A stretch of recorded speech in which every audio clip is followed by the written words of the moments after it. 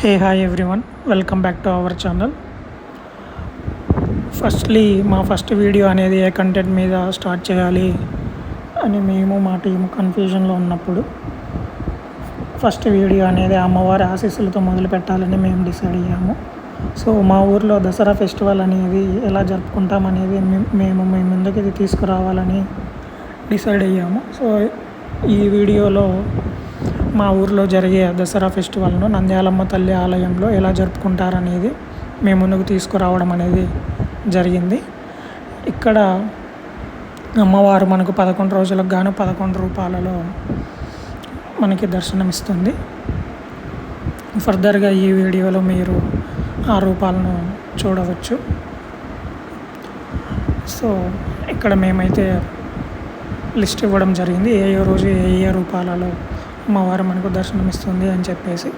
So మీరు ఇక్కడ చూడొచ్చు. ఫస్ట్ రోజుకు గాను అమ్మవారు బాల త్రిపుర సుందరి దేవి, తర్వాత గాయత్రి దేవి, అన్నపూర్ణాదేవి, కాత్యాయని దేవి, మహాలక్ష్మీదేవి, ఇలా 11 రోజులకు గాను అమ్మవారు 11 రూపాలలో మనకి దర్శనం ఇవ్వడం అయితే జరుగుతుంది. ఫస్ట్ రూపాన్ని మనమైతే చూడవచ్చు. ఇక్కడ బాల త్రిపుర సుందరి దేవి అమ్మవారు ఎంతో ఘనంగా వైభవంగా ఉండటము మనం ఇక్కడ గమనించవచ్చు. అలాగే తర్వాత రూపాన్ని కూడా మనం ఇక్కడ రెండవ రోజైన అమ్మవారు రెండవ రూపంలో అయితే మనకు దర్శనమిస్తుంది. ఇలా ఒక్కొక్క రోజు ఒక్కొక్క రూపంలో మనకి 11 రోజులకు గాను అమ్మవారు దర్శనం ఇవ్వడం అయితే జరుగుతుంది. ఇలా ప్రతిరోజు ఇంటి నుంచి ప్రతి ఒక్కరూ బయలుదేరి అమ్మవారికి కావాల్సిన పూజా సామాగ్రి తీసుకుని వెళ్ళి అక్కడ పూజను బాగా ఘనంగా జరిపి, అలాగే పూజతో పాటు ప్రతిరోజు మనకి అన్నదాన కార్యక్రమం అయితే జరుగుతుంది. ఇలా మనకు 11 రోజులకు గాను ఇక్కడ ఫెస్టివల్ చాలా వైభవంగా జరుగుతుంది. చాలా ప్రాంతాల నుంచి ప్రజలు రావడం, అమ్మవారిని దర్శించుకోవడం, అలాగే ఇక్కడి ప్రజలు చాలా గట్టిగా అయితే ఈ అమ్మవారిని నమ్ముతారు. వాళ్ళు కోరుకున్న కోరికలు తీరుతాయని చెప్పేసి. అలాగే ఇక్కడ వడి బియ్యము అని అమ్మవారికి అర్పించి మనం ఏదైతే కోరికని కోరుకుంటామో అలా చేయడం వల్ల ఆ కోరికను నెరవేరుతాయని ఇక్కడ జనాలు బలంగా నమ్ముతారు.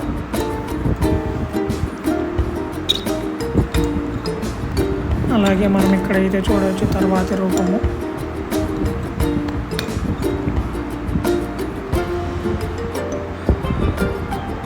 అలాగే మనం ఇక్కడ చూడవచ్చు అమ్మవారు సరస్వతీ దేవి రూపంలో మనకి దర్శనమిస్తుంది. సో ఇలాగా ఒక్కొక్క రోజు ఒక్కొక్క రూపాలలో అమ్మవారు మనకైతే దర్శనమిస్తుంది. అంగరంగ వైభవంగా ఇక్కడ పూజలు జరుగుతాయి. చాలా ప్రాంతాల నుంచి ప్రజలు ఇక్కడికి రావడం అనేది అయితే జరుగుతుంది. ఇక్కడ మనం చూడవచ్చు అమ్మవారు మహాచండీశ్వరి దేవి రూపంలో మనకైతే దర్శనమిస్తుంది.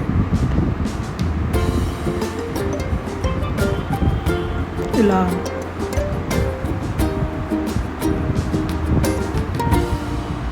అలాగే ఇక్కడ మా సైడ్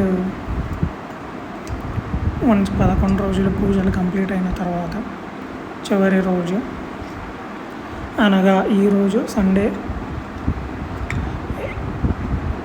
యాటలు పెట్టి నైవేద్యం పెడతారు. అది ఇక్కడ మనం ఫర్దర్గా చూడొచ్చు. ఇక్కడ దేవాలయం చుట్టూ ఉన్న నేచర్ని మీరు ఆస్వాదించవచ్చు. ఇక్కడ చాలా పీస్ఫుల్గా ఉంటుంది ఏరియా మొత్తం. చాలా చుట్టూ పొలాలు, సెలయేర్లు, రకరకాల చెట్లు మీరు గమనించవచ్చు. చాలా అద్భుతంగా ఉంటుంది లొకేషన్. సో ఇక్కడైతే మీరు చూడవచ్చు చివరి రోజు ఆదివారము. సో ఇంటింటి నుంచి ప్రజలు వచ్చి వాళ్ళు యాటలు పెట్టుకుంటారు. సో మేము ఇక్కడ యాటలని పిలుస్తాము. వేరే ప్రాంతాలలో అదర్ ఏరియాస్లో మేబీ వాళ్ళు డిఫరెంట్గా కూడా పిలవచ్చు. ఇక్కడైతే మీరు గమనించవచ్చు ఇంటింటి నుంచి వచ్చి అమ్మవారికి పూజ చేసి యాటలు పెట్టి అన్నదాన కార్యక్రమాలు చేయించే వాళ్ళు అన్నదాన కార్యక్రమాలు కూడా చేయించుకునేది జరుగుతుంది. ఇలా చాలా అంగరంగ వైభవంగా అయితే మేము ఈ దసరా ఫెస్టివల్ని సెలబ్రేట్ చేసుకుంటాము మా ఊరిలో.